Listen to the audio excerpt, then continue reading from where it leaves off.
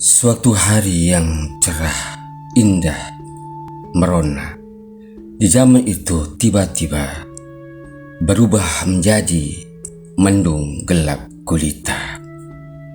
Alam seolah-olah tak bersahabat lagi. Awan mendung menutupi cerahnya pada kala hari itu. Petir bagaikan menyambar, mencekam, menakutkan, mengerikan, meresahkan, memilukan. Kabar cerita bagaikan bencana di hari itu dan masa depan.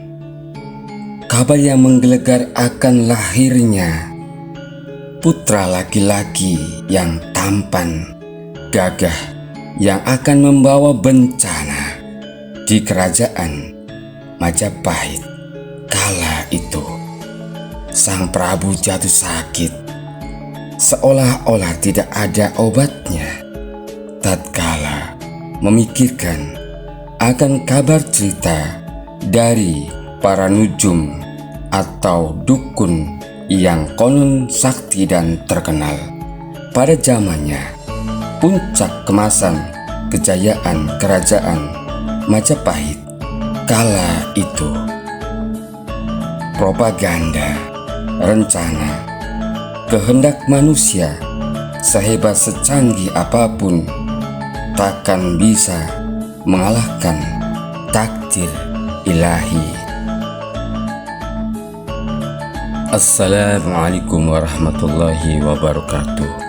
Salawat dan salam semoga tercurahkan kepada junjungan Nabi Agung kita, Nabi Muhammad, beserta sahabatnya, pengikutnya, dan umatnya semua, dan kita umatnya semua semoga mendapatkan syafaat dari baginda Kanjeng Nabi Muhammad Sallallahu Alaihi Wasallam kelak di hari akhir. Amin ya robbal alamin. Belajar sejarah untuk melawan lupa akan sejarah Nusantara kita yang tercinta. Konco-konco, batur sedulur, teman saudara Nusantara kita yang tercinta, Bani Hidayatullah Channel akan menceritakan sejarah, legenda, mitos, cerita pada abad 14 Masehi, mengkisahkan lahirnya sosok bayi yang tampan, rupawan, kuning langsat, gagah bagai satria, anak seorang raja yang terbuang dan akan dihukum mati. Bayi itu walau lahir di istana, konon tidak bisa menikmati indahnya keraton istana karena dianggap membawa malapetaka dan menghancurkan kewibawahan Majapahit.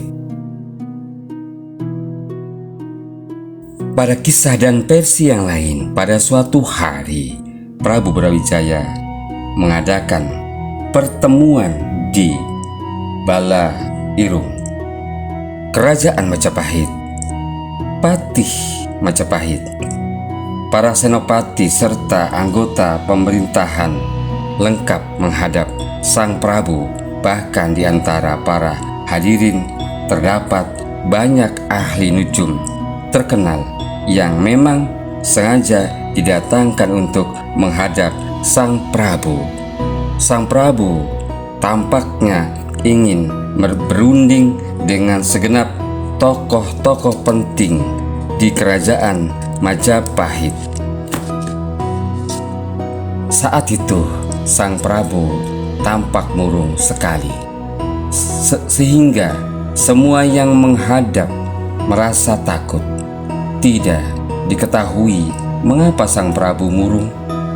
Tidak seperti biasanya yang selalu tampak cerah dan mengulum senyumnya.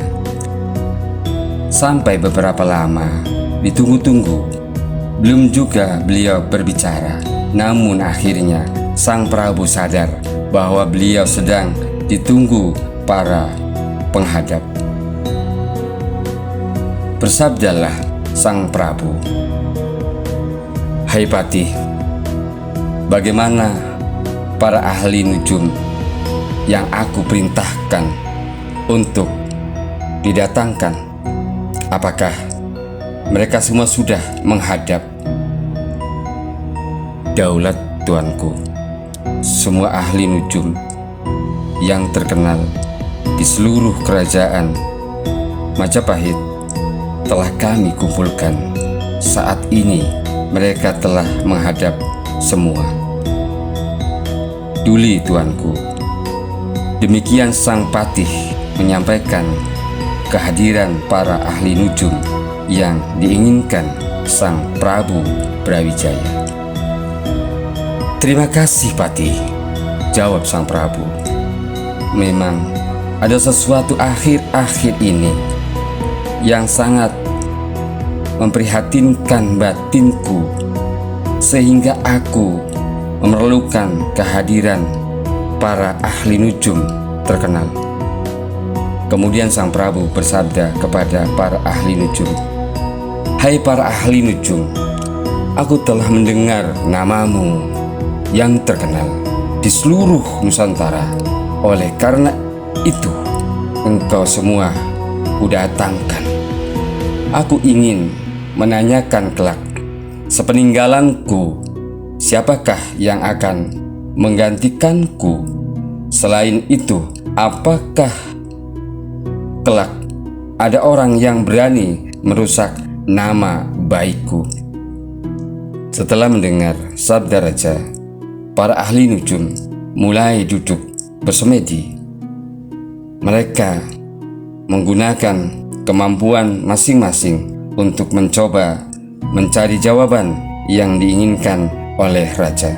Setelah cukup lama bersemedi, akhirnya terdapat jawaban yang sama, bahwa yang akan menggantikan sang Prabu Brawijaya sebagai Raja Majapahit adalah seorang Campa, Wandan, dan orang Cina. Sedang yang berani merusak nama baik sang Prabu adalah juga ketiga bangsa itu yang nantinya akan bersatu menjadi satu bangsa.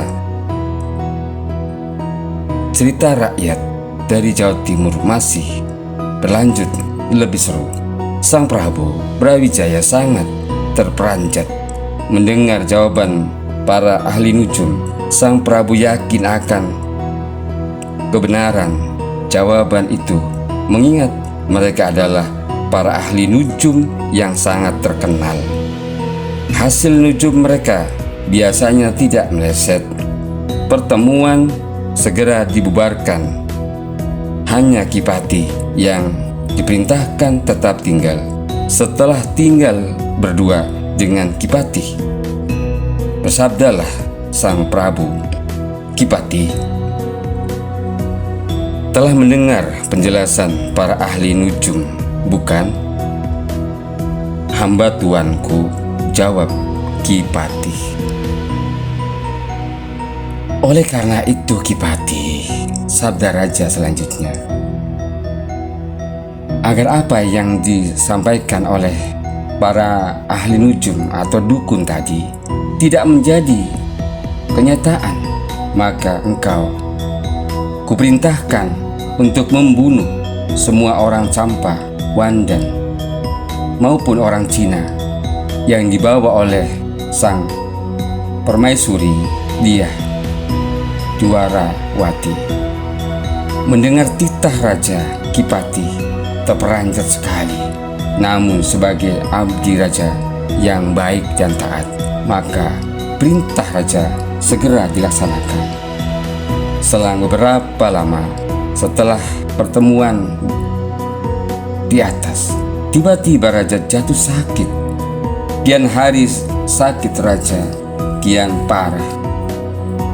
Tidak diketahui apa sakitnya dan apa penyebabnya.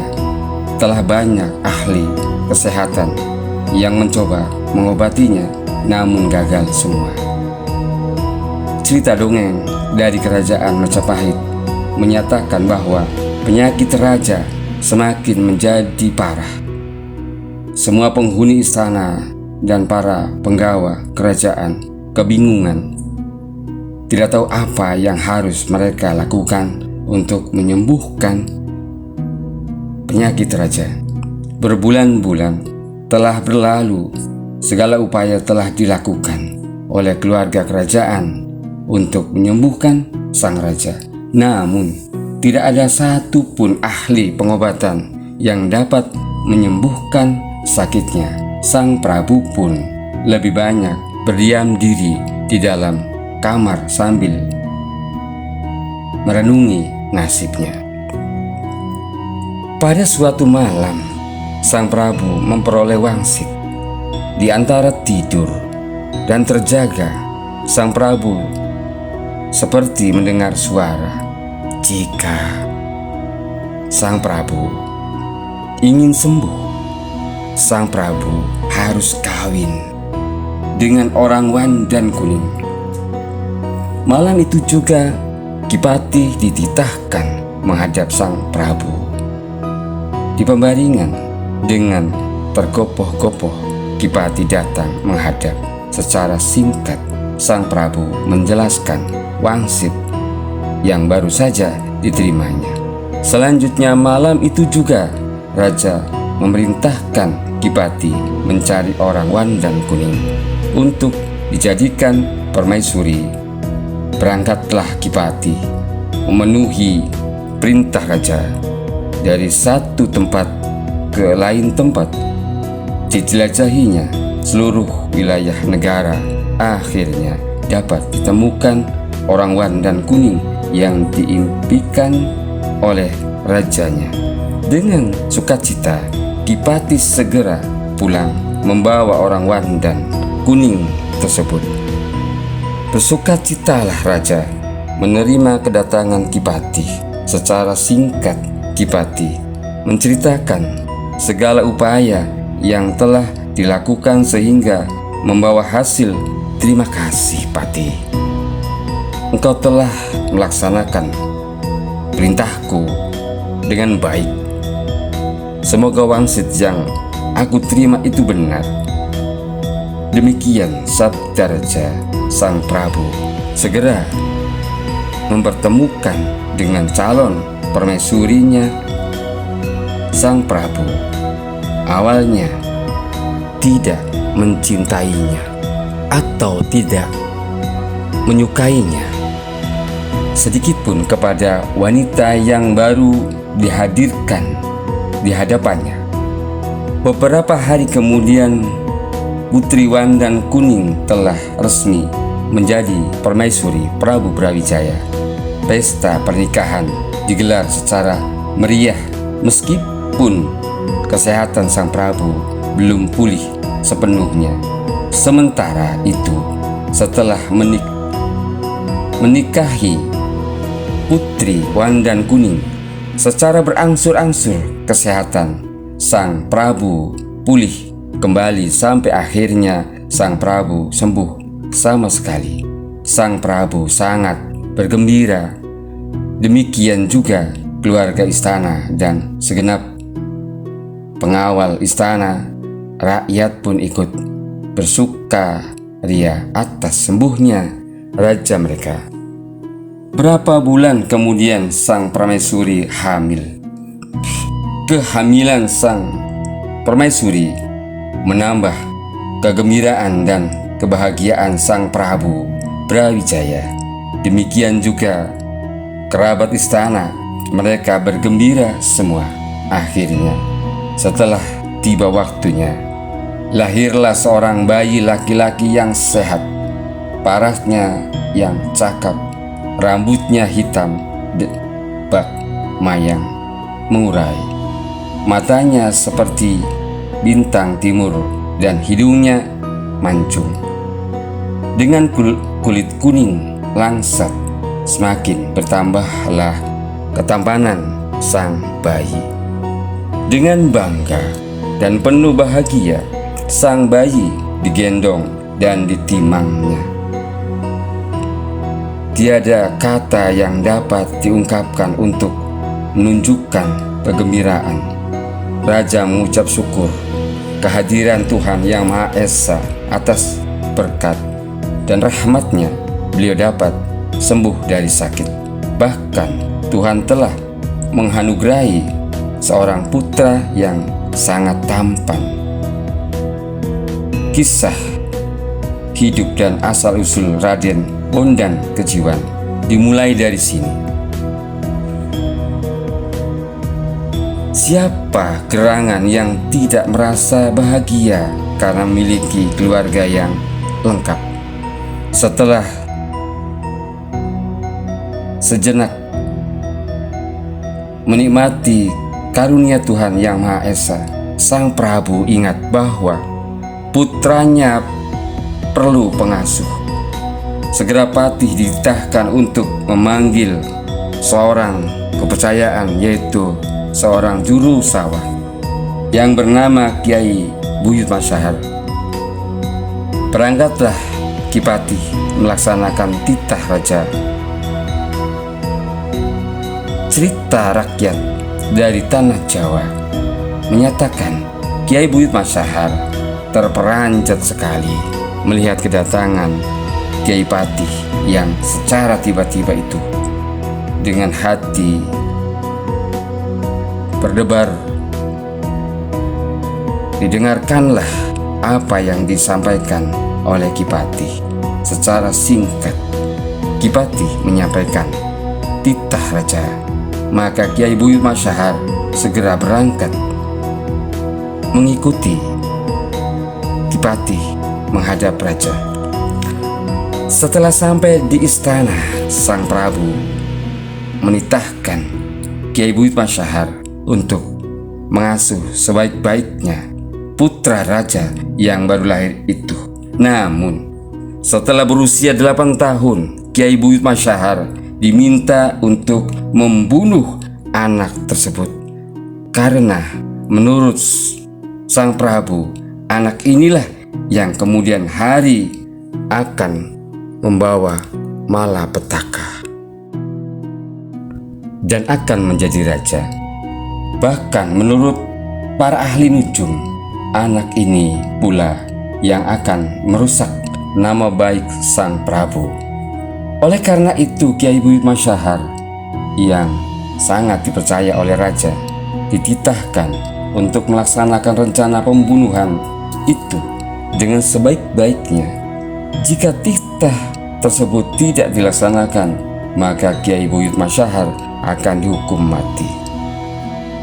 Baik, Sang Prabu, kami akan melaksanakan titah paduka dengan sebaik-baiknya. Demikian kesanggupan Kiai Buyut Masyahar. Namun dalam hati Kiai Buyut Masyahar penuh tanda tanya, apakah dosa anak itu? Kiai Buyut tidak berani berkata apa-apa lagi. Setelah istirahat sejenak, Kiai Buyut Masyahar mohon diri kepada Sang Prabu untuk kembali pulang. Ia segera bergegas meninggalkan kerajaan Majapahit tanpa pengawalan para prajurit.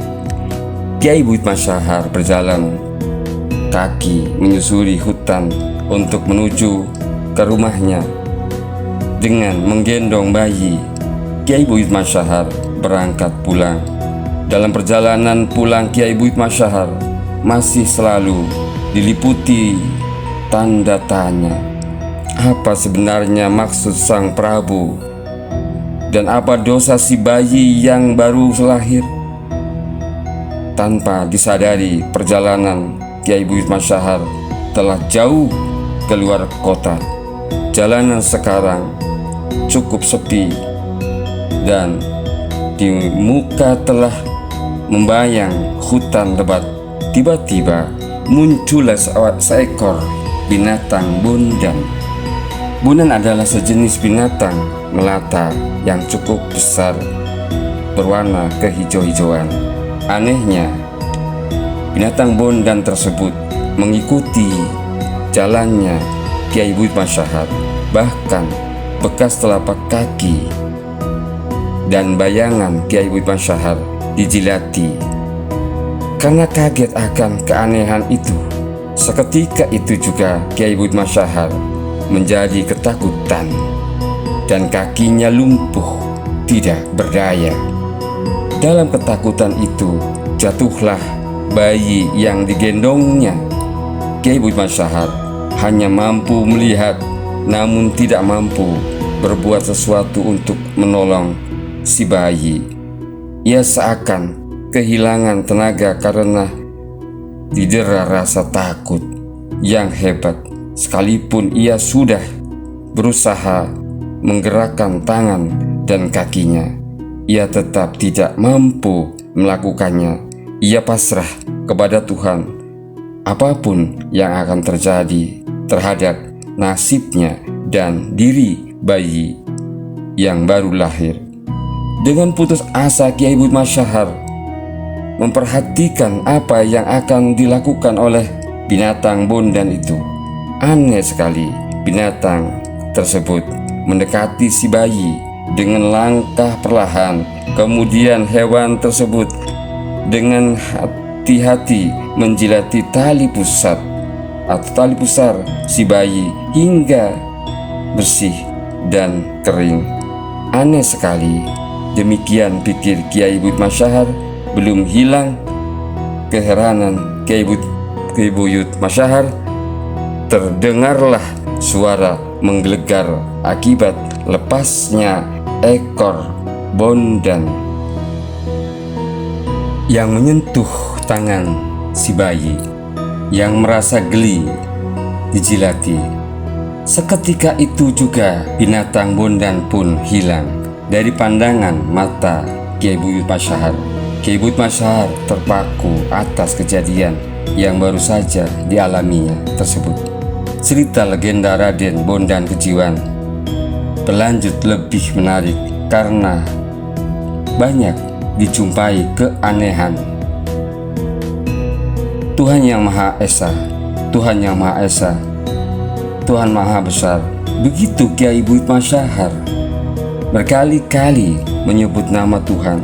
Usai berkata demikian, tiba-tiba badan Kiai Buyut Masyahar yang lumpuh menjadi sehat kembali. Dengan serta-merta dipungutnya bayi yang tergeletak di tanah dan tergegas melanjutkan perjalanan pulang. Ia tidak ingin terjebak malam di tengah hutan, apalagi saat ini ia sedang membawa seorang bayi. Ia ingin segera sampai ke rumah dan berbagi kebahagiaan dengan istri tercinta. Sebelum senja datang, Kiai Buyut Masyahar telah tiba di rumah. Kiai Buyut Masyahar menemui istrinya dan menceritakan awal mula ia mendapatkan seorang bayi. Tetangga mereka saling berdatangan menjenguk anak asuh Kiai Buyut Masyahar. Alangkah tampannya, alangkah manisnya, kata mereka. Nyai Buyut segera mengasuhnya dengan penuh kasih sayang. Demikian juga Kiai Buyut Masyahar. Mereka berdua rasa-rasanya tidak mau berpisah dengan si bayi. Setelah berumur 35 hari atau selapan, si bayi diberi nama Raden Bondan Kejiwan. Dipilihnya nama Bondan karena untuk mengingatkan kepada binatang aneh dan sakti yang ditemukan dalam perjalanan pulang. Sedangkan nama Kejawan dipilih karena mengingat bahwa ayah bayi tersebut adalah orang Jawa, sedang ibunya orang Wandan. Inilah alasan pemilihan nama Bondan Kejiwan yang menjadi salah satu anak dari Prabu Brawijaya dari kerajaan Majapahit. Hari berganti bulan, bulan berganti tahun. Tidak terasa telah 7 tahun lewat. Raden Bondan tumbuh semakin besar dan semakin tampan. Badannya padat berisi, mukanya bercahaya. Hubungannya dengan Nyai dan Kiai Buyut Masyahar semakin dekat. Raden Bondan beranggapan bahwa mereka berdua adalah orang tuanya sendiri. Memang Nyai dan Kiai Buyut Masyahar tidak pernah menceritakan siapa sebenarnya Raden Bondan itu. Sesuai dengan pesan Sang Prabu Brawijaya, Raden Bondan jika telah berusia 8 tahun harus dibunuh, padahal sekarang sudah menjelang umur 8 tahun. Hal ini sangat merisaukan Nyai dan Kiai Buyut Masyahar. Betapa tidak mereka berdua telah menganggap bahwa Raden Bondan adalah anaknya sendiri. Namun bagaimanapun titah raja harus dilaksanakan. Jika tidak dilaksanakan, maka berarti hal itu merupakan kesalahan besar. Berhari-hari Kiai Buyut memikirkan hal ini, dilaksanakan atau tidakkah perintah raja itu. Tanpa terasa, pada suatu hari Kiai Buyut Masyahar mengambil keris. Setelah ditimang-timang dengan hati yang risau, dicabutnya keris itu dari werangkanya. Namun secara tiba-tiba terdengarlah jeritan pilu Nyai Buyut. Nyai, jangan dibunuh Raden Bondan. Jangan dibunuh. Begitulah ratapan tangis Nyai Buyut. Bukankah ia telah menjadi anak kita? Demikian Nyai Buyut melanjutkan ucapannya. Tetapi bagaimana Nyai? Tanya Ki Buyut. Tidak melaksanakan titah raja berarti aku salah besar. Suatu kesalahan yang tidak bisa diampuni. Aku pasti akan dihukum gantung. Demikian penjelasan Kiai Buyut Masyahar.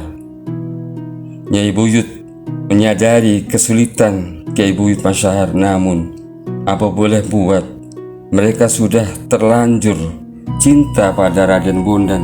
Setelah ditimang-timang, akhirnya Nyai Buyut berkata,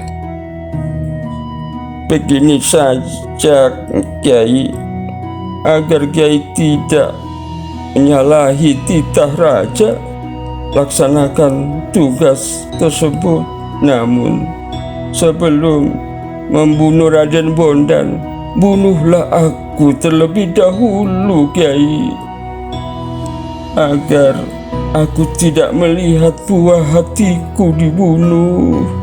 Mendengar kata-kata Nyai Buyut itu, semakin bingunglah hati Kiai Buyut Masyahar. Setelah cukup lama merenung, akhirnya diputuskan untuk tidak membunuh Raden Bondan. Kiai Buyut Masyahar sendiri merasa sangat berat terpisah dengan Bondan Kejiwan. Ia juga sangat menyayangi Raden Bondan yang telah dianggap sebagai putranya sendiri. Cerita dongeng Bondan Kejiwan makin menarik karena antara Kiai Buyut dan Nyai Buyut menjadi berbedaan pendapat. Dalam hal ini Nyai Buyut Masyahar sering pingsan jika mengingat perintah Sang Prabu 8 tahun lalu untuk membunuh Raden Bondan. Serta merta Kiai Buyut berusaha menyadarkannya. Akhirnya usaha Kiai Buyut berhasil. Dengan hati pilu, Nyai Buyut diberitahu bahwa Raden Bondan tidak akan dibunuh. Mendengar ini, meledaklah tangis Nyai Buyut karena girang dan penuh kasih sayang. Pagi harinya Kiai Buyut Masyahar pergi menghadap Sang Prabu Brawijaya di Majapahit. Secara singkat disampaikan kepada Sang Prabu bahwa Raden Bondan telah dibunuh sesuai dengan amanat Sang Prabu. Mendengar ini, Sang Prabu girang sekali karena mara bahaya dianggap telah lewat. Selain mengucap terima kasih, Sang Prabu pun memberikan bermacam-macam hadiah kepada Kiai Buyut Masyahar. Kemudian Kiai Buyut Masyahar pamit kepada Sang Prabu. Segera Kiai Buyut Masyahar pulang dengan cepat karena telah rindu kepada putranya Raden Bondan Kejiwan dan Nyai Buyut. Kiai Buyut Masyahar merasa hidupnya akan aman dan bahagia karena telah terbebas dari hukuman Sang Prabu. Kiai Buyut pun dapat tinggal dengan nyaman bersama Nyai Buyut dan Raden Bondan Kejiwan. Kisah dongeng Kerajaan Majapahit berlanjut, dan pada suatu hari Kiai Buyut berencana akan pergi menghadap Sang Prabu Brawijaya untuk menyampaikan upeti hasil panen seperti biasanya. Raden Bondan menyatakan ingin ikut, tapi Kiai Buyut tidak mengizinkannya. Nyai Buyut pun sependapat dengan Kiai Buyut Masyahar, namun tanpa setahu Kiai Buyut Masyahar dan Nyai Buyut Masyahar, ternyata secara diam-diam Raden Bondan Kejiwan mengikuti ayahnya pergi ke pusat kerajaan Majapahit.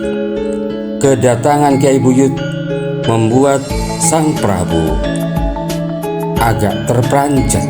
Namun setelah mengetahui maksud kedatangan Kiai Buyut, Sang Prabu mengucapkan banyak terima kasih. Hasil panen persembahan Kiai Buyut segera disimpan di tempat penyimpanan. Sang Prabu Brawijaya semakin merasa tenang atas kesetiaan Kiai Buyut Masyahar terhadapnya dan kerajaan Majapahit. Kiai Buyut tidak tahu bahwa saat itu Raden Bondan Kejiwan yang juga telah sampai di istana.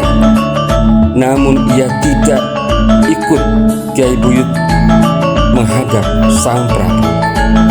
Sejak awal Kiai Buyut memang tidak mengizinkan ikut Kiai Buyut menghadap Sang Prabu, dan sebagai anak yang baru pertama kali masuk istana, bukan main takjubnya melihat barang-barang yang indah, gemerlapan, semuanya serba indah dan menyenangkan pikir Raden Bondan Kejiwan. Selain melihat-lihat keindahan istana kerajaan Majapahit, Raden Bondan juga memegang-megang barang yang dijumpainya. Akhirnya sampailah Raden Bondan Kejiwan ke tempat gamelan. Seperti terhadap barang-barang yang lain, Raden Bondan sangat mengagumi gamelan tersebut. Tanpa sadar, ditabuhlah gong secara keras. Bunyi gong menggema di seluruh penjuru istana. Berkali-kali gong dipukulkannya. Sang Prabu terheran-heran mendengar bunyi gong. Demikian juga para nayaka dan Kiai Buyut Masyahar, sehingga seorang penggawa dititahkan oleh Sang Prabu untuk segera melihat siapakah yang memukul gong tersebut. Setelah beberapa lama ditunggu, akhirnya sang penggawa datang beserta seorang anak. Sang Prabu menjadi semakin heran. Demikian juga para nayaka. Tidak demikian bagi Kiai Buyut Masyahar. Setelah tahu siapa anak tersebut, pucatlah mukanya dan badannya gemetar, bersimbah peluh dingin. Ia tidak habis berpikir bagaimana Raden Bondan Kejiwan dapat sampai ke istana dan membuat onar demikian. Padahal sudah dipesan jangan pergi kemana-mana. Kiai Buyut Masyahar merasa bahwa nasib kehidupannya dan anaknya akan segera berakhir. Kiai Buyut Masyahar sadar bahwa Sang Prabu Brawijaya akan menghukum karena sudah tua, atau untuk ia sendiri tidak merupakan persoalan jika dihukum mati. Namun bagaimana jika putranya yang dihukum mati? Ia sangat mencintai putranya. Alangkah sial nasibnya, begitu pikirnya.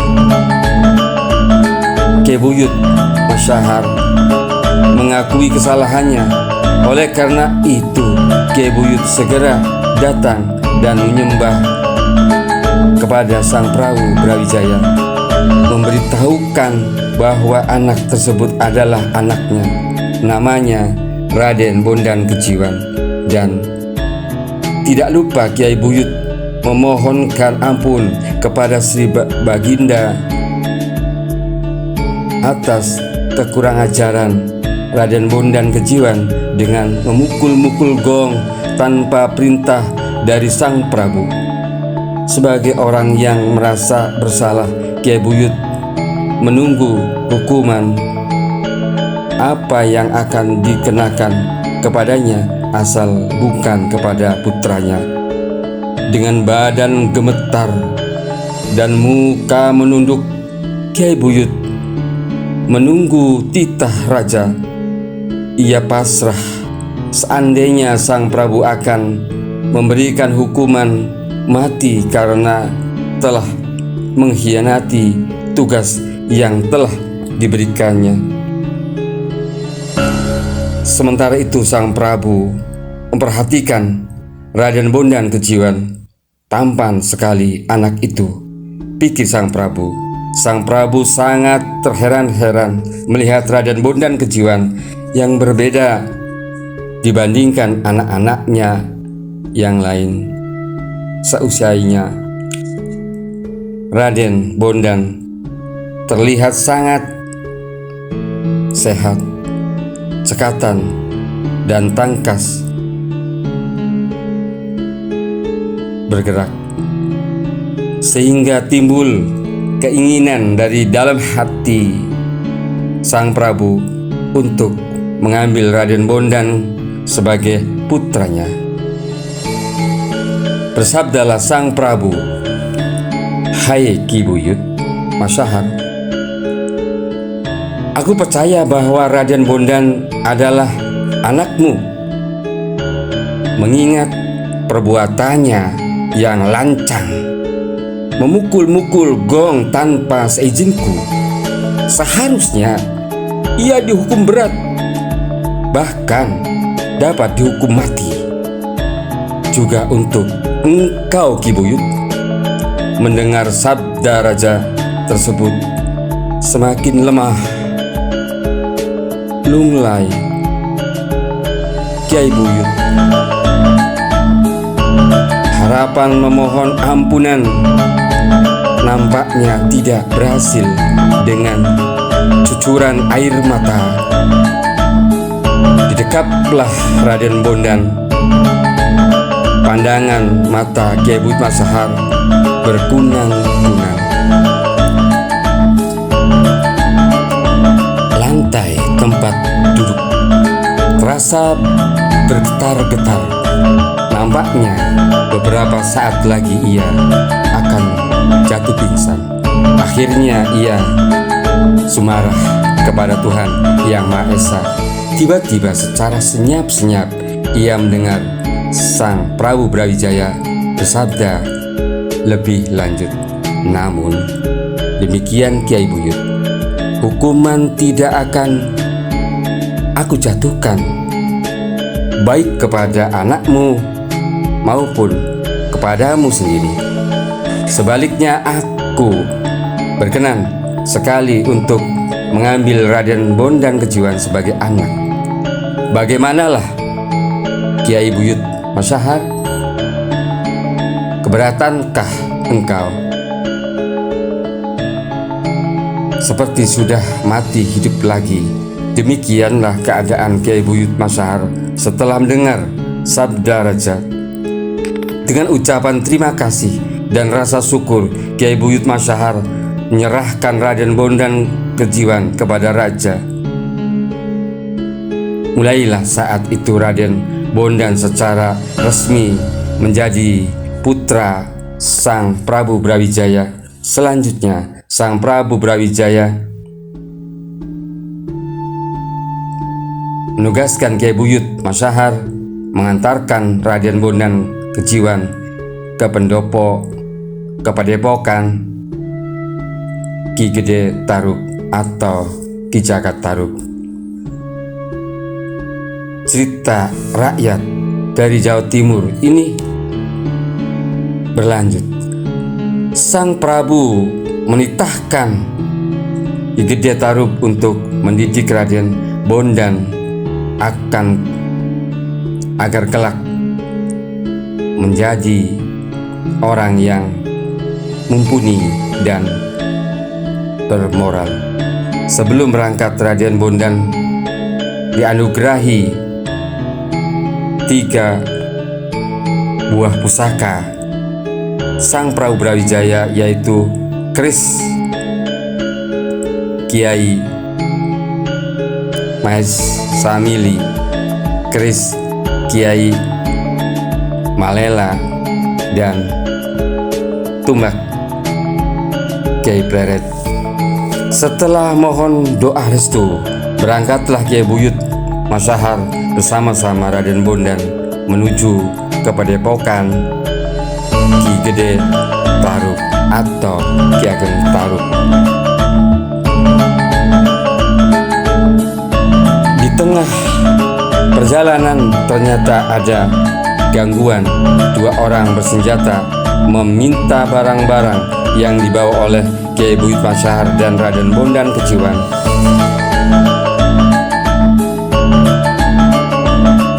Sudah barang tentu permintaan tersebut tidak dipenuhi oleh Kiai Buyut Masyahar dan Raden Bondan, sehingga perkelahian tidak dapat dihindarkan lagi. Kisah dongeng Raden Bondan kembali memberikan pengalaman yang penuh keajaiban. Walaupun masih anak-anak yang baru berumur 8 tahun, ternyata Raden Bondan mampu melawan kedua penjahat. Dapat dibunuh oleh Raden Bondan, namun keris Malela yang digunakan oleh Raden Bondan mengalami sedikit patah ujungnya. Kiai Buyut Masyahar segera mengajak Raden Bondan menelusuri perjalanan. Akhirnya sampailah mereka ke padepokan Ki Gede Tarub atau Ki Ageng Tarub. Setelah mengetahui siapa tamunya dan apa maksudnya, dengan senang hati Ki Gede Tarub menerima Raden Bondan sebagai muridnya. Beberapa hari kemudian, Kiai Buyut Masyahar minta diri untuk pulang. Tidak lupa beberapa pesan dan petuah disampaikan kepada Raden Bondan Kejiwan. Sepeninggal Kiai Buyut Masyahar, mulailah Ki Gede Tarub mendidik Raden Bondan Kejiwan dengan sungguh-sungguh. Raden Bondan Kejiwan sendiri belajar dengan tekun dan ulet. Segala petunjuk dan perintah gurunya Ki Gede Tarub diperhatikan dan dilaksanakan dengan baik, dengan bekal otak yang cerdas dan sungguh-sungguh, maka dalam waktu singkat Raden Bondan telah mengalami banyak kemajuan. Tiada terasa berapa tahun telah lampau. Sementara itu, Raden Bondan yang semakin dewasa, semakin tampan menawan. Dewi Nawangsih, putra Ki Gede Tarub yang cantik sekali, jatuh cinta kepada Raden Bondan Kejiwan. Demikian juga sebaliknya, mereka berdua telah bertahun-tahun bergaul. Suatu hari, satu sama lain telah mengenal sifat, hati, dan keinginan masing-masing. Kisah percintaan Raden Bondan dimulai di sini. Akhirnya atas kesepakatan orang tua masing-masing, Dewi Nawangsih secara resmi menjadi istri Raden Bondan Kejiwan. Pernikahan keduanya dilaksanakan dengan meriah di kerajaan Majapahit. Keduanya merasa sangat bahagia karena dikelilingi orang-orang yang penuh kasih sayang di sekitarnya. Demikian juga orang tua mereka bahagia karena anak mereka telah menikah. Demikian asal usul kehidupan Raden Bondan Kejiwan sebagai putra Prabu Brawijaya yang hampir saja terbunuh oleh ulah curang para ahli nujum yang berniat menyingkirkannya berkat pertolongan dan didikan Kiai Buyut dan Nyai Buyut. Kini Raden Bondan Kejiwan dapat tumbuh menjadi manusia dewasa seutuhnya. Itulah tadi kisah sejarah cerita Raden Bondan Kejiwan. Beliau adalah cikal bakal kerajaan Mataram Islam yang sampai sekarang. Dari beliaulah yang yuyutnya kerajaan Mataram Islam. Apabila ada banyak kejanggalan atau kelalaian, kekurangan, kami mohon maaf yang seagung-agungnya. Bagi pencinta Bani Hidayatullah Channel, kami mohon dengan sudi kiranya subscribe, like, share, komen, bijak dan santun. Kami undur diri. Wabillahi taufiq wal hidayah. Wassalamualaikum warahmatullahi wabarakatuh.